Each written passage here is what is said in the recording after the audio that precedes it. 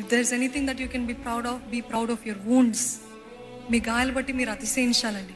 మీ బలహీనతలు బట్టి, మీ శ్రమను బట్టి మనం అతిశయించాలండి. ఇక్కడ చూడండి, పౌలు అన్న మాట, నా కృప నీకు చాలును, బలహీనత యందు నా శక్తి పరిపూర్ణ మగుచున్నదని ఆయన నాతో చెప్పాను. అంటే దేవుడు చెప్పిన మాట, క్రీస్తు శక్తి నా మీద నిలిచి ఉండు నిమిత్తము నా బలహీనతల యందే నేను బహు సంతోషముగా అతిశయించదను.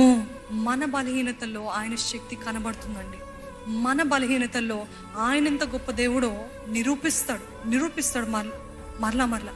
అందుకనే జ్ఞానుల్ని సిగ్గుపరచడానికి దేవుడు ఎవరిని ఎన్నుకుంటాడంట? ఎవరిని? బుద్ధి లేని వారిని ఎన్నుకుంటాడంట. బలవంతుల్ని సిగ్గుపరచడానికి ఎవరిని ఎన్నుకుంటాడంట? బలహీనులు ఎన్నుకుంటాడంట. You don't have to see at everybody who's strong, who's powerful, who's talented, who's this, is that. I'm asking you, do you have a wounded heart? మీకు గాయపరచబడిన హృదయం ఉందా? గాయపడిన హృదయం ఉందా?